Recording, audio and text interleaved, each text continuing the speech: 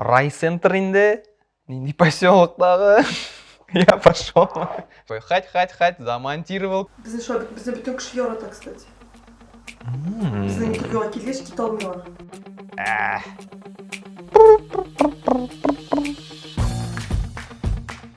Булат, сен татар мұхитында өскен балаң. Әйе, мен Сабада туған, мен Зәредә тұрған, ләкин Чувашида да тұрдым. Ну, анда бөтенсе татарша сөйләштеләр, татарша жырладылар, тыңладылар. Салаватны тыңлап, яратып үстем. Всё. Фанат номер 1. Салават. Не үшін Энекеш псевдоним алдың? Баштан псевдонимны инглизчә язысы килде. Псевдонимны. Ләкин берәр татар сүзен инглизчә язып матур булсын дип, матур укылсын дип ойладым. Баштан кеше дип яздым. Кэш, акча кебек инде.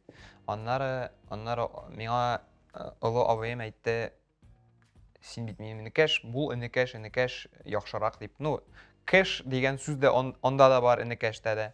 Шуңа күрә мин баштан бар җирдә дә кеше дип яздым. Аннары ике атнадан энекэшкә все перерисовал, все переделал. Все, так и осталось. Әмілі бұл Энекеш псевдонимы сеңа танылу китер алыр деп ойлайсың ба сен? Мин псевдоним танылу китерә алмый дип уйлыйм. Материал, нәрсә ясыйсың, нәрсә язасың, шул китерә. Музыка бит инде ул менә киң төшенчә әйме. Нигә син нәкъ менә рэп жанрын сайладың? Хип-хоп. Рэп бик җиңел. Рэп ул бик универсальный музыка. Анда да җырлап та була. Анда просто рэп укып да була. Хип-хоп, в принципе, бик универсальный жанр. Шуңа күрә ул миңа ошый. Һәм ул бик модный дип әйтергә буламы соң бу вакытта. Иң топовый жанр хәзер хип-хоп музыка. Баштан менә беренче җыр Сет чыкты. Ул вообще сингл булып чыкты беренчедән. Аны просто мин килеп утырдым, иде язып, аннары компьютерның микрофонына яздырып,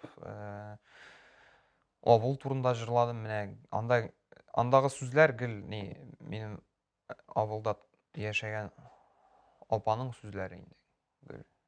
Шул сыптырып төшәм, клубка бармыйсыз бүген, все, эшләгез, барып эшен чыгарга. Все, шуның турында гына яздым инде просто. Все. Аны ничек каршы алдылар? Син ничек менә бәялисең? Бик күп мин белмәгән кеше дә миңа бик ошаттылар дип әйттеләр. Миңа бик күп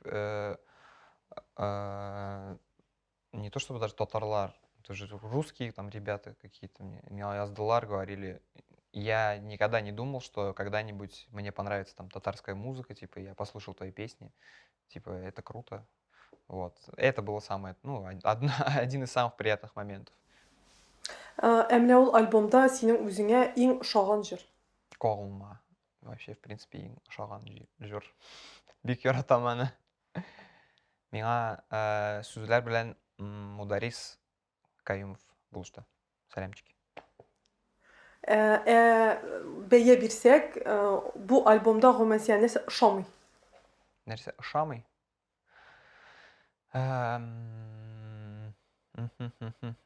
Нәрсә ошамый? Мин нәрсә әйтергә була микән? Можно было заняться продвижением его получше. Да, можно было. Я сделал много ошибок, и много чего просто не сделал. Шуңа күрә. Вот что мне не нравится в этом альбоме. Мин хәзер яңа җырлар, бик күп яңа җырлар яздым. Яза барам. Яңа альбом чыгарга уйлашам. Шуңа күрә мин әле продвижение, иске альбом продвижение турында уйламыйм да. Яңаны гына ясыйм. Вот. Аны хәзер дә продвигать итеп була вообще спокойно. Ул чыккан как бы 10 ел элек шықса да, әлі, ну, если он нормально звучал бы сейчас, выйдя 10 лет назад, можно было бы и сейчас продвижением заняться. И вообще, сам цель реальное желание татар тілінде музыкасын вот современное звучание сделать, которое популярное звучание. То есть, конечно, многие миним альбомдағы жырлар далеко как бы не популярное звучание получились, но все равно вот хазір язған жырларға уже стараюсь максимально в звучании следовать трендам современным, чтобы міне Қазақстанда қазақша музыка язалар да, оған да популяр, оны тыңлайлар, бітінсе тыңлайлар, аңлайсың ма, аңламайсың ма, миллионлап просмотр жиялар ютубта. Почему татарский не может сделать так же? Может. Менә минде сиңа шундый сорау бирмәкчiyim. Рэп жанры белән татар дөньясында танылып булыр дип уйлыйсыңмы? Татар аудиториясе моңа әзерме? Да. Я просто не оставляю себе другого выбора. Ләкин можно писать, музыканы төрле телләрдә чыгарга да мөмкин. Мин инглишчә дә язам, русча да язам. Ләкин менә төрле җырлар хәзер инглишчә баштан яздым да, татар телен кулланмыйм дип больше ойладым да. Аннары все равно понимаю, что я хочу писать на татарском. Все. И бөтен сүзләрне яңадан ук татарча яздым. Хәзер яңадан яздырам аларны. Білмеймін, миңа татар теле шый. Я хочу, чтобы...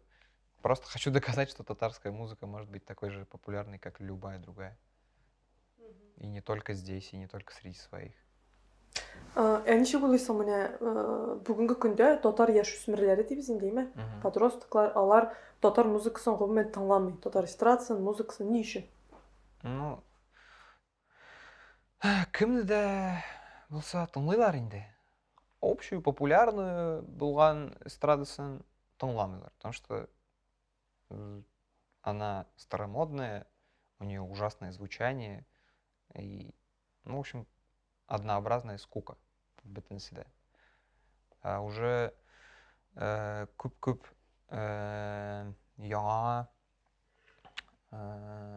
музыкантлар татарча яза торган, олар бар, яхшы, кто классно звучит, у кого классная музыка, но про них просто никто не знает, потому что, ну, у нас тут не принято заниматься продвижением и все такое. Вот Майкл Джексона шығарсаң қазір, вот, представим, что его нет, вот его просто, он напишет песню, выпустит ее, бір кімді тыңламай, бір кімге де керекмей ол.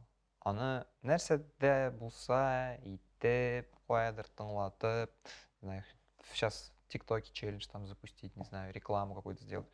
Все держится только на этом сейчас.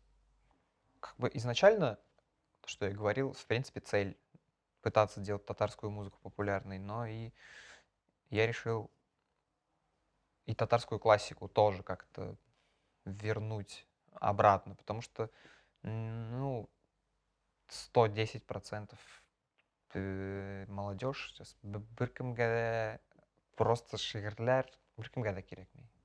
Қызық түгел просто, это скучно всем. И не только молодежи. Сейчас никто этим особо не увлекается, никому это не нужно. Поэтому приходится придумывать какие-то новые форматы подачи какой-то классической информации. Вот. Точно так же, как и переделывают там, театральные постановки, ларны үзгәртеп, делают какими-то современными, крутыми, там, скандальными.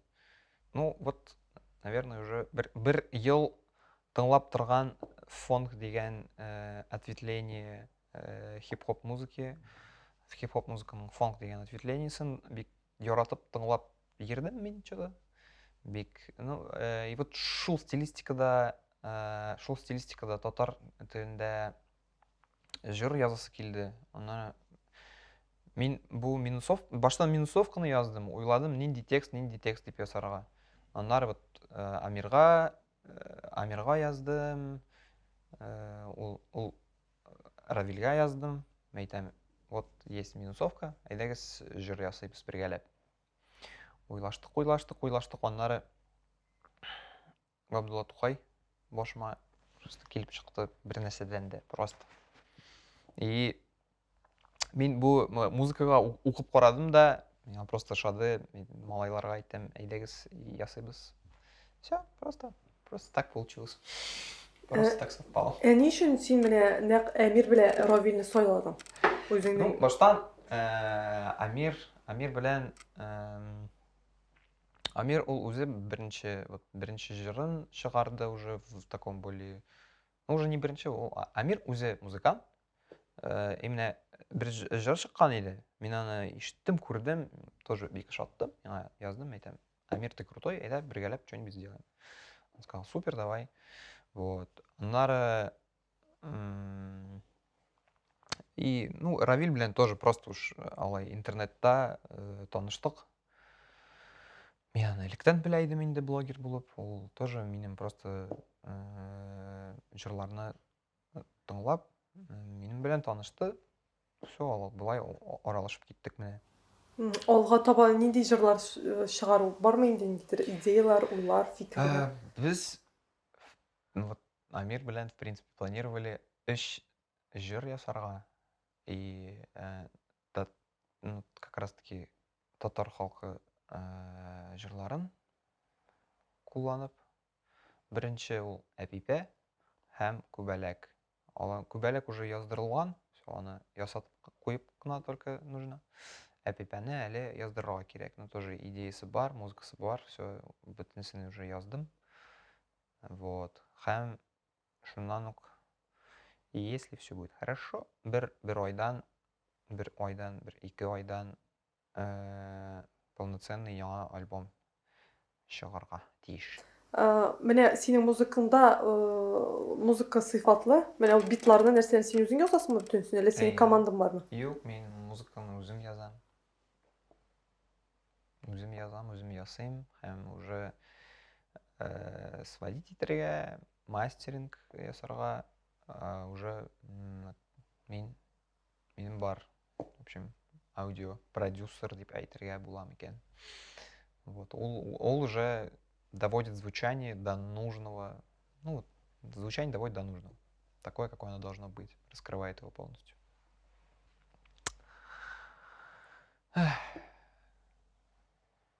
С историей не поспоришь. Наверное, бөтен телләр вакыт җиткәч үлерләр дип уйлыйм инде. 100 ел уссынмы, гомерләр уссынмы. Ләкин татар телен саклау өчен иң файдалы ысулы творчество. Это творчество, наверное. Татар телендә ясалган җырлар, фильмы, не знаю, что угодно. Фестивали. Только так. По-другому же не заставишь же человека говорить по-татарски. Не заставишь родителей. Самое главное, это они, баласы белән татарча сөйләшсә, ул все, телен белә. Сөйләшмәсәләр, уже все. 10 ел уссын, 50 ел уссын, уже кирәкми ул андый телләр. Син үзеңнең балаң белән татарча сөйләшәчәксеңме? Я надеюсь. Сөйләшермен, обязательно. Обязательно буду разговаривать. Обязательно татарча сөйләшәм. Татарча да, русча да, инглизчә да. Хәзер модно бит. Сразу 3 телен белсен. Джастин Тимберлейк белән мунчага барырбыз дип уйлыйм. Бергәләп. Вот. Син аңа татар телен өйрәтәсең. Әйе, бергәләп татар телендә җыр язабыз. Дрейк печкага су салыр бераз. Эссерәк булсын дип.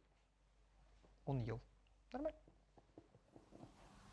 Рәхмәт. Булды. Сезгә рәхмәт.